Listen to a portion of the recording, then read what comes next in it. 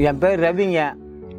மயிலாடுதுறை மாவட்டம் திருச்சிட்டம்பலம் கிராமத்தில் வசித்து கொண்டு இருக்கேன். நான் ஒரு 20-25 வருஷமாக விவசாயம் பண்ணுறேங்க.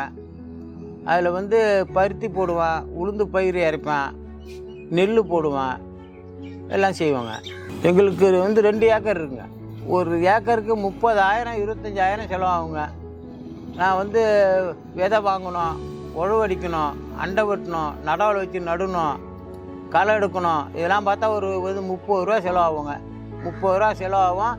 இருந்தாலும் ஒரு 40 மூட்டை நெல்லாகும் ஏக்கருக்கு. சேதம் இதை கஷ்டம்தாங்க. தண்ணியில் முழுகி போடும், இல்லைன்னா இதை கரைஞ்சி போடும். வீவை கணக்கெடுப்பாங்க. அதை விட்டாலும் விடுவாங்க, பணம் கொடுத்தாலும் கொடுப்பாங்க, நிவாரணம் கொடுத்தாலும் கொடுப்பாங்க. அதோட அப்படியே தாங்க இருக்குங்க. நான் காப்பீடு திட்டம் வர்றப்போ விவோ கோட்டை சர்டிஃபிகேட் வாங்கி போய் இதை ஆன்லைனில் பதிவு பண்ணுங்க. பயிர் முழுகி போச்சுனாக்கா எங்களுக்கு இது எங்களால் சமாளிக்க முடியாது. நஷ்டம்தான். அதில் கவர்மெண்ட் ஏதாச்சும் கொடுத்து உதவுனா நாங்கள் வாங்கிக்குவோம், இல்லைன்னா இல்லைங்க. அதில் மீண்டு வராங்க. ஏதோ காலாபாதை தான் காசு கொடுப்பாங்க. அதில் நாங்கள் மீண்டு வரவும் முடியாது. கடன் தான். அடுத்து அவங்க ஏதாச்சும் காசு கொடுத்து அந்த உரம் விதை இதெல்லாம் வாங்கி அடுத்தது சாவடி பண்ணுவோம். நான் 2022 ஏக்கருக்கு 5,500 11,000 ரூபா வாங்கினேங்க. முறையில் அங்கங்கே அலைஞ்சிக்கிட்டு தாங்க வாங்கணும். விவோ கிட்ட போகணும். அவங்க எங்கெங்கே கையெழுத்து வாங்க சொல்கிறாங்களோ அங்கெல்லாம் வாங்கி தான் நாங்கள் இதை செயல்படுத்தணும். ஆதார் அட்டை, பேங்கு புக்கு, சிட்டடங்கள் இதெல்லாம் எடுத்து கொடுத்து நாங்கள் இதெல்லாம் வாங்குவோங்க. இதே போல் பயிர் இது காப்பீடு திட்டம் வந்திருக்கு. நீங்கள் உங்களுக்கு நிலம் இருந்தால் நீங்கள் எழுதி கொடுங்க அப்படின்னு கேட்பாங்க. நாங்கள் செய்வோம். நான் கடைசியாக 2 ஏக்கருக்கும் ஒரு 10-15 மூட்டை தான் அறுத்தேன். 11,000 ரூபா. அவங்க ஏக்கருக்கு 5,500 11,000 ரூபா 22 கொடுத்தாங்க. அதுலேருந்து இப்போ 4 வருஷமாக ஒன்றுமே கொடுக்கலிங்க. 22 2 ஏக்கர் நட்டு அது எல்லாம் தண்ணியில் முழுகி போய் இந்த படிஞ்சு எல்லாம் நாற்றாயிடுச்சிங்க. அதில் நாங்கள் ஒன்றுமே எடுக்க முடியல. அது நஷ்டமாயிடுச்சிங்க. அப்புறம் இந்த நஷ்டத்தில் கொடுத்தாங்களே அதை கொஞ்சம் வாங்கணும்.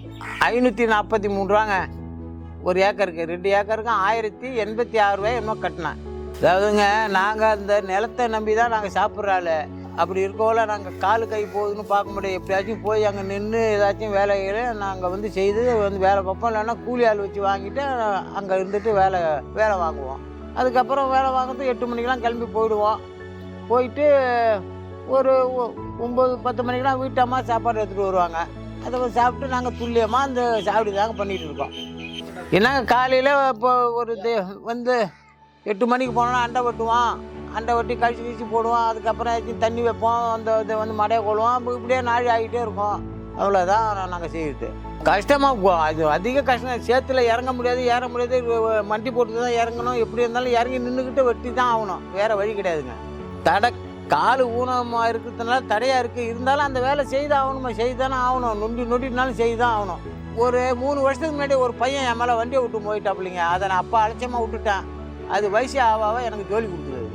फसल बीमा से संबंधित जानकारी के लिए हेल्पलाइन नंबर 144447 पर कॉल करें। फसल बीमा कराओ, सुरक्षा कवच पाओ।